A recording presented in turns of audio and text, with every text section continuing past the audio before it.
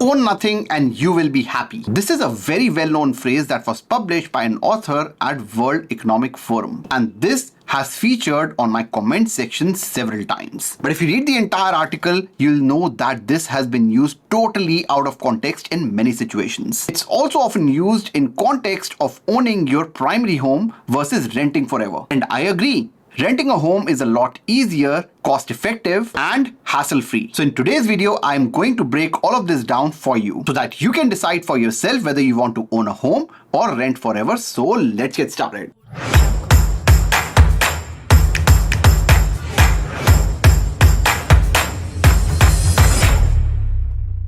So now in today's video, I'll be showing you calculations. I'll be sharing a calculator with you. I have updated that calculator. I did make a similar video 2 years ago, but things have changed a lot. My thinking has changed. My approach towards investing has changed a lot in the last 2 years, but I'm going to break all of that down in today's video. Why did I buy a home? I want to start with this because I want to set the premise. Why did I buy my personal home? Knowing that most times numbers actually are on the side of renting. I'm going to make this, like declaration now.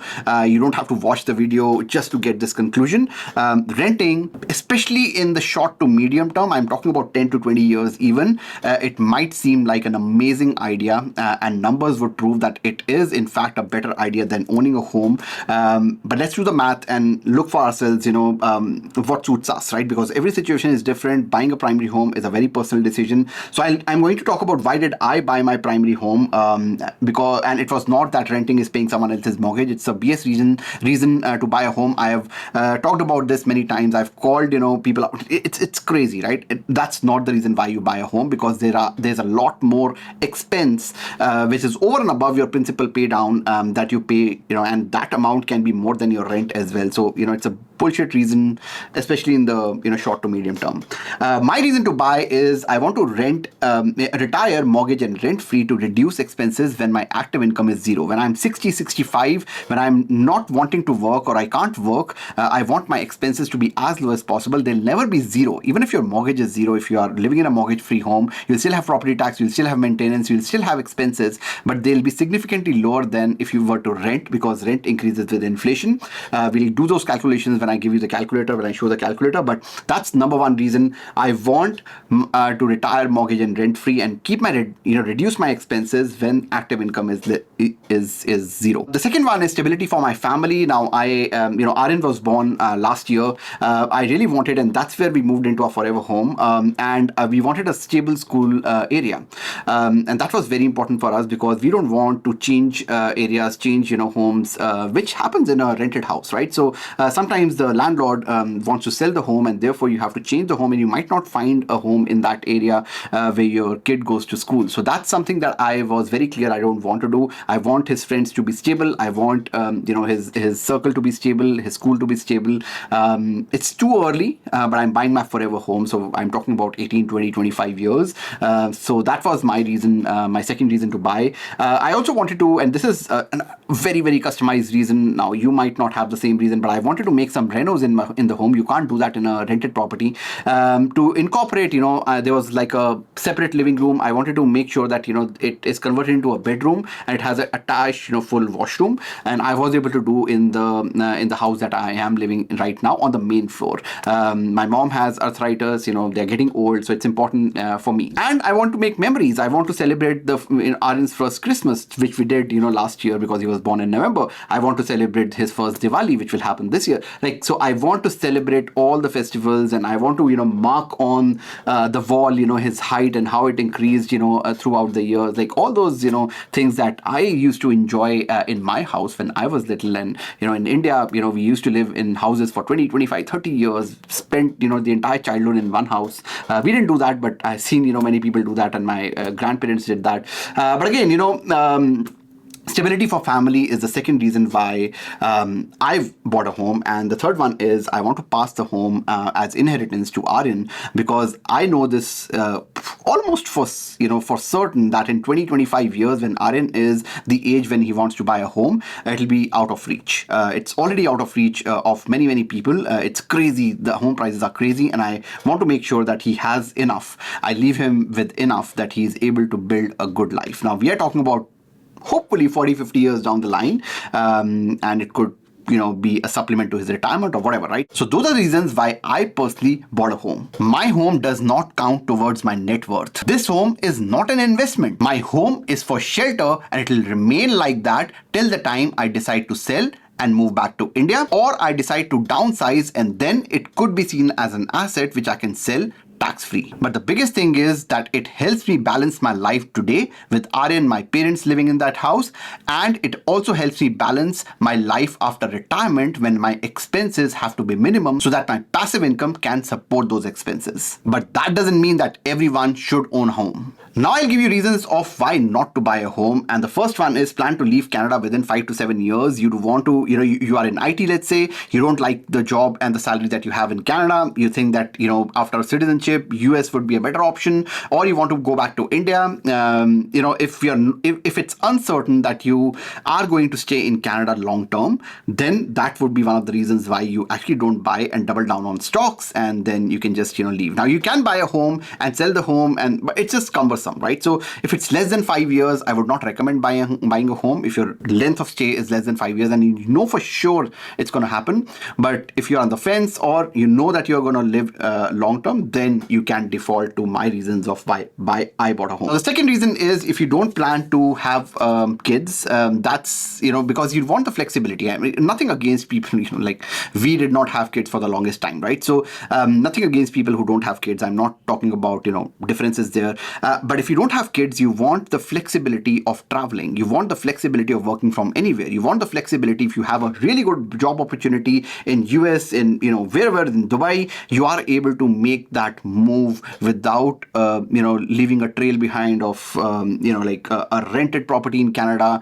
It's just hassle, right? So if you don't plan to have kids, therefore you don't probably embrace are like I, after having Aryan, wanted stability. But if you are someone, if we did not have Aryan, then we would want flexibility over stability. So that's the reason why I say this here. And the third one is you're not ready. That's the most obvious reason. You're not ready, and it doesn't mean that you'll never buy a home, but you have to be ready. You have to have enough income. You have to have enough down payment. You have to have an emergency fund over and above your down payment and closing cost, and you have to be willing to live in that home for a minimum of 5 years. That actually ties back to my first point. And the reason for that is I actually made a video on this a while ago, where I talked about if you sell a home or upgrade a home within those 5 years, there's a chance that you will barely break even. If the market grows at 2-3%, you will barely break even because there are costs involved in buying a home and selling a home. So there are land transfer taxes and stuff like that, right? So like realtor fees. So those are the 3 reasons why you would not buy a home. The third reason is more, it's more of temporary reason when you're not ready personally in terms of your personal finances. I have talked about this several times in my videos. You should always buy a home when you have minimum of 3 months of emergency fund over and above the down payment money and the closing cost money that you've saved. You should try and do a minimum of 10% down payment, plus you should also have saved 2% of closing costs, which is over and above the down payment, and of course the emergency fund. And the most important thing, irrespective of what down payment you put, 5%, 7%, never buy a home above your means, which in my view is if you take your mortgage payment plus property taxes plus condo fee plus, I'll not count utilities because you also would have utilities when you are on rent, but at least insurance, home insurance, that expense, the home related expense should be less than 35 to 40% of your net household income after taxes. So the take home income that comes in your bank account, if you do a percentage of your household expenses, the home related mortgage expenses divided by your net household income, that should be 35 to 40%, not more than that. If this is not you, you should wait. Now the thing that I promised, the rent versus buy calculator, I have done this calculation before as well. I will link this calculator in the description. It's not like a robust calculator. I think last time I made a very robust calculator, but this actually accounts for a lot more because, I've just evolved as an investor, as a person. I have become more conservative as well. So that's the calculator. It will be called rent versus buy. It says August 2025, but obviously I'll just change the name here. Anyways, I'll come to retirement planning in a bit. There are numbers that you need to know before you do all of this, but I'll get to that. Let's first talk about this calculator. It's very, very like numbers heavy, so yeah, just bear with me. You will probably have to go through this video again while you're going through the calculator, but I'll make sure that I'm able to explain that to the best of my ability today. So let's say you are buying a home for $900,000. You're doing a 10% down payment. I've just you can change all the cells in what is this, red, orange, whatever that is, whatever color this is, mauve. So you can change the colors there, but $900,000, let's say, is the purchase price. Down payment is $90,000. Let's say you are doing a 10% down payment. I highly recommend people doing 10% down payment. In some cases, it's okay to do the minimum down payment, especially if you're not going way above your means. The ratios are like 30%, 35%. That's fine. The loan amount is $835,000. This is inclusive of your CMHC insurance, the mortgage insurance. Let's assume that the interest rate is 4%. Interest rates are actually increasing, and I'll make a video. The next video will be around that. So if you want to not miss that video, make sure that you subscribe to the channel. A little bit of plug there. Amortization, let's say, is 30 years. So you're taking a 30-year loan, but you're taking a 3-year term at 4%. So you can renew your mortgage after 3 years. I'm assuming that everyone understands the difference between term and amortization by now.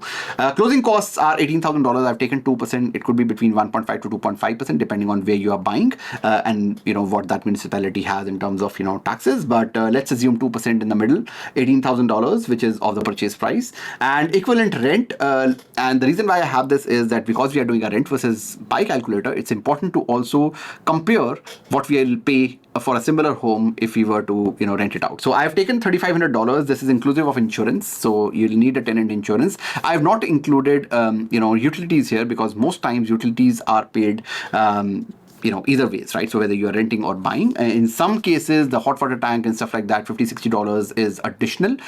So I've taken a big enough buffer on maintenance for that. So let's talk about that as well. Annual property taxes, I've taken 0.5% of the property value. Now it could be very different. You can actually change this number as well. So $4,500 is what I have taken for now for a $900,000 property. Annual maintenance, I've taken 1%. Now a lot of people might think that it's a pretty high number, $9,000 a year in annual maintenance, the roof leaks, whatever breaks, plumbing issues, like flooring changes. But we are assuming that we are going to live in this house for 30 years. Now, obviously, you're going to upgrade the house and whatever, right? So, but I want to take a long enough time horizon, and as the home gets older, the roofs needs to be changed and all that has to be amortized. So 1% is I'm being very conservative, but I would encourage everyone to at least think. In the beginning years, you might not spend the 1%, but in the later years, you might have to do more maintenance because there are bigger expenses that will come. And if amortized over a long enough duration, I think $9,000 to start with, is a good number. 1% is a good number.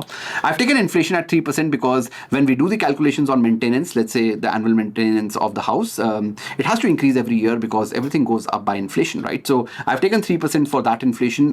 That inflation, I've used that for rent as well. So let's say if you're renting forever, the rent will increase 3% every single year. Now, right now, it's not the case, but there were some years when the rents have increased by 5%, 6%, right? So depending on where you are. So plus you sometimes have to upgrade your rental place as well because your family expands, your parents are moving. So all those, have to be taken into consideration as well. So I've taken a conservative 3% number there as well. ROI on investing, let's assume that's 8%. Thing that I've done here is in this calculation is that let's say you were, paying a mortgage and you were renting. And let's say the difference between your house ownership costs associated, mortgage payments, property taxes, maintenance, everything is $5,000 versus if you're paying $3,000 in rent, the $2,000 gets invested into the stock market. That's the opportunity cost of, if you were to, own a home, you'll actually lose that because you're actually spending more money in maintaining and owning that home. That investing that you do into the stock market, so the difference that you invest, I'm assuming that grows by 8%, and your primary accommodation grows by 3%. And honestly, it does not matter what it grows by because you're not going to sell. Like I said in the previous video, my primary home is not my net worth. So I've taken a 3% number just for context for people who are curious, what it would be. By the way, Canadian numbers for real estate increase are 5.4% the last 20 years. But again, it's pretty expensive. So it's very hard for me to write a 5.4% number here, because then the home would be, this $900,000 home would be like crazy $3.5 billion by the end of 30 years. So I'm just going to be very, very conservative, 3%, which is less than how real estate has grown in the last 20 years across North America, not just Canada, right? Now let's say cost of home ownership, and cost of home ownership is essentially, and this is a calculation I would encourage not to change this, but if you are like an Excel maverick, you can. Now month one, the mortgage payment comes to about $3,987. Its property taxes are $375. It's basically $4,500 divided by 12. Maintenance comes to $750, which is $9,000 divided by 12 again, because $9,000 was annual maintenance. Insurance I've taken at $150. It could be less, it could be higher if you are moving into a older home. You can change these numbers as well. And total ownership cost is $5,262. So you would be spending $5,262 to own this home every single month, inclusive of maintenance, and the rent is $3,500. And the difference between that's the money that you invest, plus the down payment. So $108,000 of $90,000 of down payment plus closing cost of 18. So I have assumed that you invested the $108,000 as well, plus you invested the difference every single month. And I'll come to this monthly invest on top in a bit. I'll not talk about this now. I want to first make the comparison between renting versus buying, like as is, because that on top investing number is more to do with retirement, which I'll get to in a minute. Now, assuming these are the numbers, and I'm hopefully not confusing you here, the cost of ownership is essentially, let's say in 0 to 10 years, how much money I'm putting towards owning the home. And what I've done is all these property taxes, maintenance, insurance numbers, they have increased with inflation. I've kept the mortgage payment the same. And I've also calculated the rent at a 3% increase every single year. So, you'll see that in month 13, the rent increases to $3,605, which is basically 1.03%, added to the $3,500. And the difference will, just change accordingly. Now, if you go here for 0 to 10 years, if you add the overall cost of owning a home every single month for 10 years, and I've just added the numbers here, it'll be $656,000, $656,000, more or less. If you are renting, it'll be $481,000. So clearly in the first 10 years, you are ahead renting. Not just, the absolute numbers are lower, plus you are investing the amount as well. So obviously in the short run, it makes sense to rent. If you talk about 10 to 20 years, let's say, and I'm not talking about 0 to 20, it's 10 to 20 years. If you talk about that, there as well, $718,000, almost $720,000 spent on cost of ownership, because obviously, all the maintenance and everything is increasing, and therefore you see the jump here. The cost of renting is also gone up by significant amount, because everything that you pay in rent is subject to inflation. Whereas when you are owning a home, the mortgage payment is not subject to inflation. Plus the mortgage payments can actually go down if the interest rates go down. So I'm not including all of that here. They can also increase like we saw in 2022, 2023. So I'm just being conservative here, but still, you'll see that it's almost $50,000-$60,000, higher in 10 years, that you will be paying more.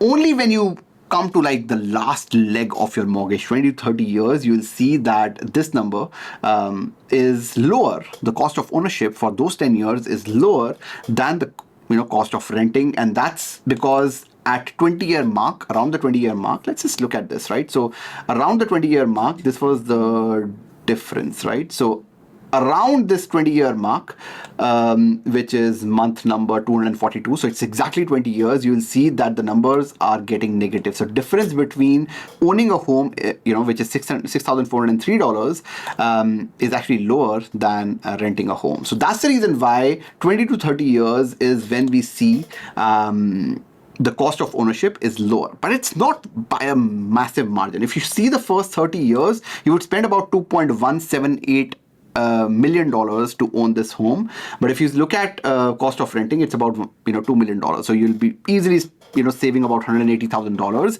for the 30 years that you are renting versus if you were to own a home. But the flip side of this, and that's where I come to my first reason of why I bought my home, is that when I retire, let's say in 30 years I retire, I want to minimize my expenses, which is where the entire thing is flipped here.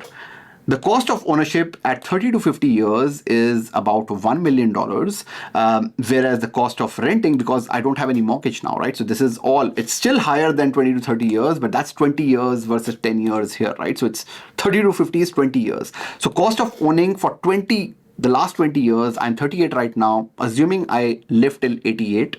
If you, whatever your age is, you can just add 50 years. That's the reason why I said it's not very customizable, this calculator. So I'm just assuming you are in your 80s by the time, you pass away. $1 million is what I spend in those 20 years of retirement on cost of ownership versus $2.7 million if I was still renting. That's where the main difference is, and which is where total, if you look at the 50 years, the cost of ownership is marginally lower.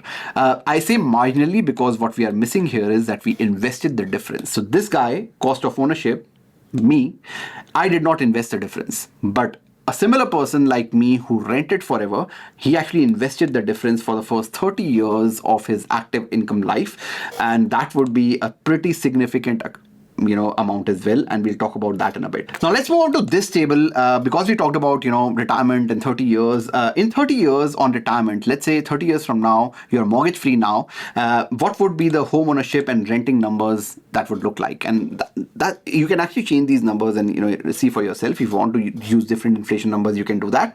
But at that time, in 30 years, my mortgage payments will be zero, but my mortgage related expenses, which is property taxes and everything, like I said, if your mortgage payment is zero, doesn't mean that you have zero costs. You still have maintenance, and everything is going up with inflation. It'll be up almost $3,132. It was close to $1,000, $1,500 when we started. It has more than doubled. But the rent, because it's entirely subject to inflation, the rent would be close to $8,500. The same $3,500 will be close to $8,500. But that's not a big deal. Honestly, that's not a big deal. And the reason why I say that is the subsequent columns, right? So the home value is $2.2 million, but I cannot sell this home. I still need shelter. Because it's just 30 years. I still need to live in that home for 20 years or upgrade or whatever, right? So I still need that shelter. So $2.2 million does not provide me any income whatsoever. It's just, I just live in it. It just takes away money from me, $3,132 every single month, subject to inflation for 50 years. And my stock portfolio, because I did not invest the difference, is $0. So I can't draw any money from that. However, my stock portfolio, if I were to invest the difference every single month, let's say I was renting minus whatever I would spend if I was owning the home, if I invest the difference plus the down payment and closing cost that I invest, the $108,000, I would have $2.8 million, which I can then draw 4% from and pay my rent. Because if you look at this, let's do the calculation here. So if I do the 4% of this divided by 12, so this basically means that I can withdraw almost $9,000, $9,300 every single month. And the rule of 4% for everyone who does not understand this is, if you have a lump sum amount, let's say $2.8 million in this case, you can draw 4% because this amount is increasing by more than 4% because it's invested in bonds, a mix of whatever, right? So it's invested in stocks and bonds and ETFs. If this amount grows by more than 4% every single year, you can very safely draw 4% out of it and live off that. And only if you invested the down payment, closing cost, and the difference every single month for the first 30 years, you would still have $2.8 million, which is like it was zero if you owned a home. And if you draw the 4% every single year divided by 12, so every single month, you can actually get $9,300, which can pay for the rent. So when people say that long-term, buying makes sense, numbers does not say that. Like even numbers say that long-term renting, is slightly going to be better, assuming that nothing goes wrong in the stock market, which is a big if, right? So, and that's where, that's one of the reasons why I wanted to own a home, because that's a big if. I'm actually putting all my eggs in one basket and assuming that that basket will never go down. So clearly, if you look at this, like when people say that, even long-term owning is better, I don't agree with that, because numbers dictate that if you invest the difference, and obviously it's only true if you invest the difference, most people don't do that, which is where they are wrong. A lot of people I see and I meet when they say, I'll be renting forever, are you investing in the stock market? No. How much are you investing? $1,000 a month. Why? Like, if you are renting a home, make sure that you are investing the difference plus the down payment. Only then you will be in this position. Otherwise not. Because if you, let's say you did not invest the down payment, let's say this number is 0, you would then have $1.6 million, which is still a lot. You only invested a difference, you did not invest the down payment. If you do the 4% again divided by 12, you would have $5,400, which is nowhere close to what you need for rent. So again, it's important that we invest this. This is only true. Renting is only better than buying if you invest the difference and you do this math and you really are disciplined on investing. Can't waver, right? Because but the other thing is that the reason why, even though I know, like, numerically it's proven, at least if these numbers were true, that renting is better than buying, like numbers wise, I don't want to do that. And the reason for that is because I'll be putting all my eggs into one basket, which is stock market, and the stock market can actually go down. Now, when I say that the stock market returns 8%, it is not 8% every year. It's sometimes 10% down, it's sometimes 20% up. Like, every single year is different. And putting all my eggs in one basket and relying heavily, because my rents are very high, relying heavily for my expenses on the passive income on just one asset class is a massive risk for me. And that's where I don't want to do that. In fact, I, for myself, want to diversify into investment properties as well. That's not something that I recommend everyone, but at least I would diversify into a primary home, even though I know that net worth wise I'll be a little bit behind. That's where I get to my second part of this investing, where let's assume that your net household income is $12,891. Because I said that there'll be $0 if you own a home, but that's not true. If you did not buy above your means and your income is stable and it's increasing every year with inflation, you can still invest at least 20% of that income into the stock market, because you did not buy a very expensive home. And therefore your expenses would still, your income would still have enough room to invest every single month. So if you go by the rule of 35 that I talked about, where your property taxes, mortgage payment, condo fee, insurance is less than 35% of your net household income after taxes, your income for the $900,000 home that you're buying should be $12,891. If it's not that, you have bought too much home. Home ownership cost is 5262. Like I said, if you, this is 5262 total home ownership cost per month to start with.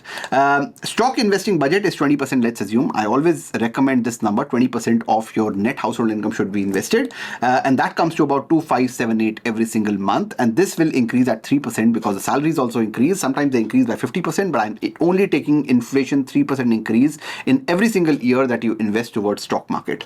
That's a 3% increase that I've taken. And if you do that, you would have, and you will do that even when you're renting, right? Like, the difference is invested on top of this. So you can do that while you're renting as well. You invest the 2578 if you're earning this money, 20% of your income, plus you invest the difference. But if you do that, you will have another $5.1 million.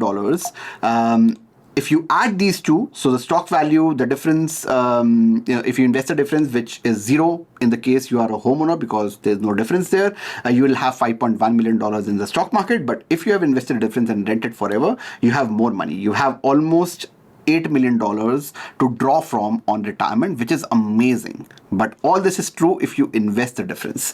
So what I'm trying to say is that it's not 0 if you own a home. If you own a home that you can afford, you can still invest and compound that money into a substantial amount, which will be enough for retirement. So to cut it short, if you're a homeowner, you have $5.1 million in your stock portfolio and a paid off house, therefore your expenses are lower. So you can draw almost $200,000, $206,000 to be exact every single year, which is 4% of $5.1 million. Plus you have lower expenses. We'll get to that in a bit. If you're renting forever, you'll have the $2.8 million investing the difference and $5.1 million. So you have $8 million to draw from, which comes to about about $318,000 with the rule of 4%. How do we know that $206,000 and $318,000 is enough for us to retire in either of these cases, and which is where my retirement planning calculator comes in? Some of you would have seen this if you are a client. My current age is 35. You can change everything which is in yellow. 65 is when I retire. So yeah, I have 30 years. 3% is the inflation that I've taken for everything, and I'm assuming that I'm retiring today. And what would be the expenses as of today if I were to retire? So if I were to retire today, I would have a mortgage-free home, so that's $0. My utilities will be $300 in today's purchasing power parity. I'll adjust to inflation in 30 years in a bit. I'll show you how. $375 is my property taxes. I've taken that from my previous Excel. $750 is my maintenance. I've just taken all these expenses here. It could be higher, it could be lower. You can adjust that, but let's assume that you have expenses of about $5,000 every single month. This includes your shopping, your traveling. Traveling is the biggest expense because I really want to travel when I retire. Other miscellaneous medical expenses I've just taken. So $5,000 a month is, assuming I'm retiring today, will be my expense.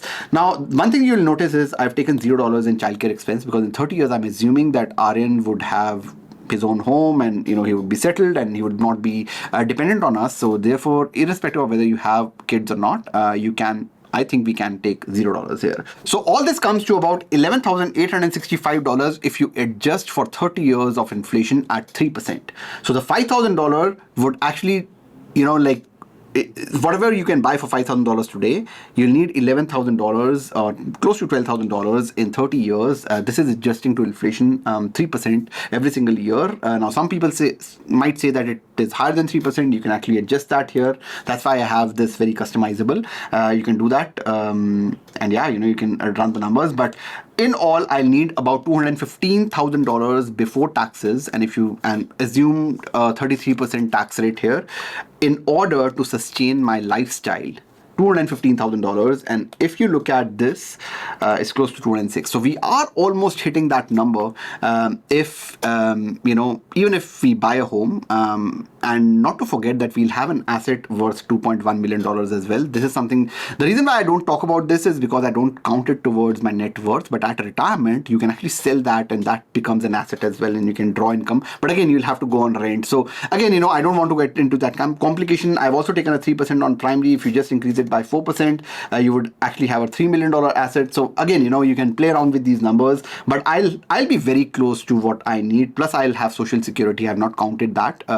So I'll have social security. I'll have OAS and CPP as well.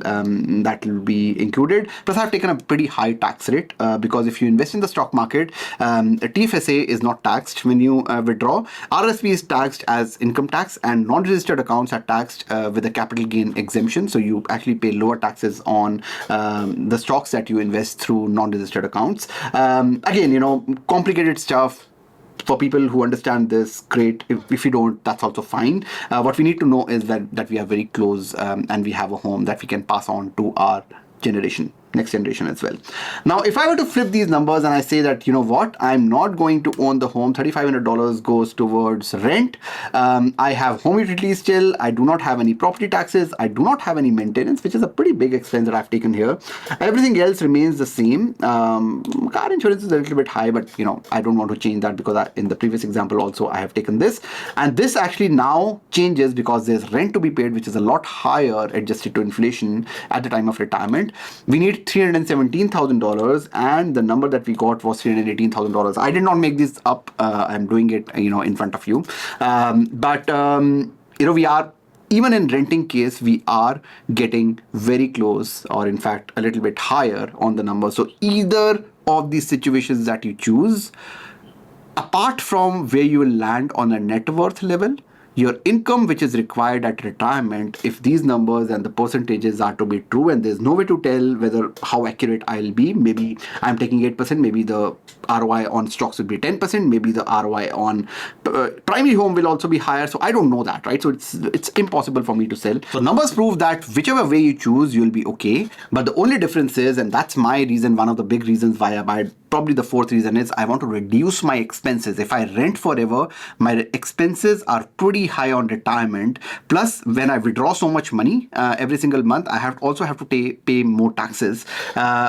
But I want to reduce my expenses at a time when I do not have any active income, so that even if the market goes down by a little and I withdraw 4% from it, I'm not, like completely haywire, because that's the only source of income that I was relying on. My expenses were also lower because I own my own home, and therefore I'm a little bit more diversified. That's probably the fourth reason, if you were to put this as a fourth reason, but I'll just highlight the first one because it's part of that.